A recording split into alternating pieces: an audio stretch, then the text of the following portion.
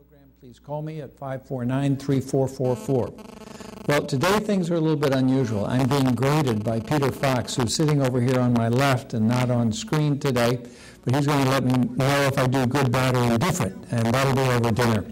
It'll be at Hot Tomatoes, as a matter of fact, which is one of the better restaurants around town. And if you haven't checked it out recently, that's a fine one. I like Max downtown. I like most of the restaurants in West Hartford Center. So speaking a little bit of food, I want to show you an item that really improves cooking.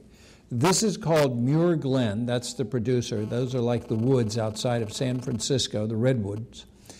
Muir, M-U-I-R, Glen, fire-roasted crushed tomatoes. Now you have to be careful. Every word I said was important because the salt content, the sodium content, really goes up in many tomato products.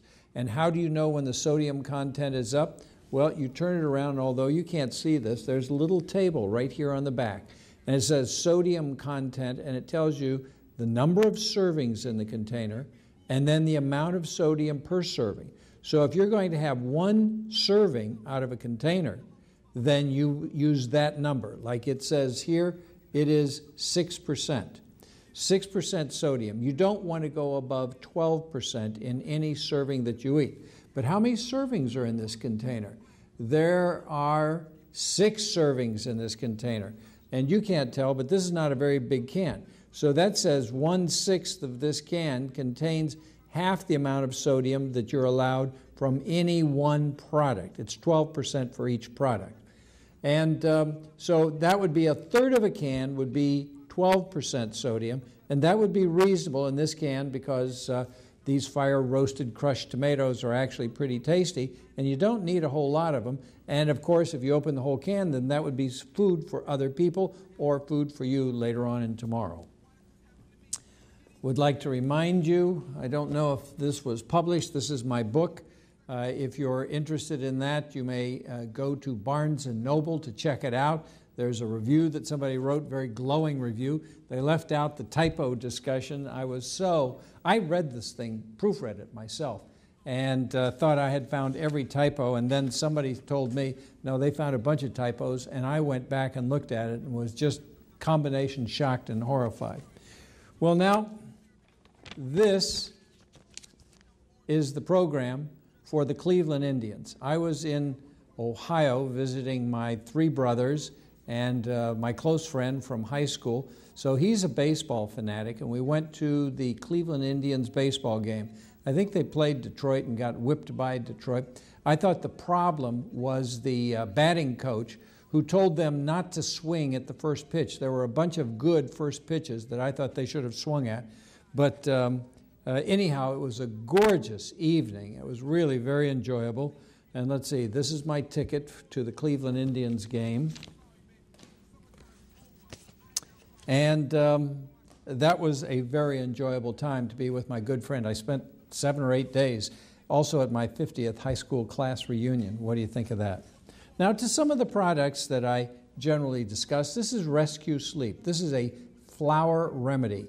If you have difficulty sleeping, wake up in the middle of the night and you just cannot seem to get back to sleep, this is a flour extract, flowers, and you spray it under your tongue, and it really helps you go to sleep. I have tried that, and it works.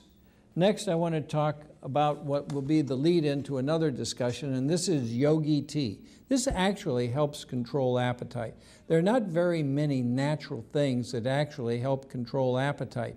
Most people will try prescription medications, or they'll try the high-protein South Beach diet, or they will try the Atkins diet, and those diets do work to a point, but they are also hard on the kidneys and hard on the blood pressure, and I have an article here to substantiate how the high-protein diets are actually hard on the bones as well as hard on the kidneys. Now, this is Mountain Valley water, and as you can see, it's in a glass jar. We really ought to have a little more responsibility and begin to stop buying water that comes in those plastic jars. They're never going to deteriorate. They're going to last forever. They're filling up our dumps. They are ecologically unsound. They take a huge amount of energy. And here's another idea, the be local, buy local concept. You realize that if you buy that water from Fiji, that water is flown in all the way from the Fiji Islands, which are way over by Australia and New Zealand, and then it's brought here.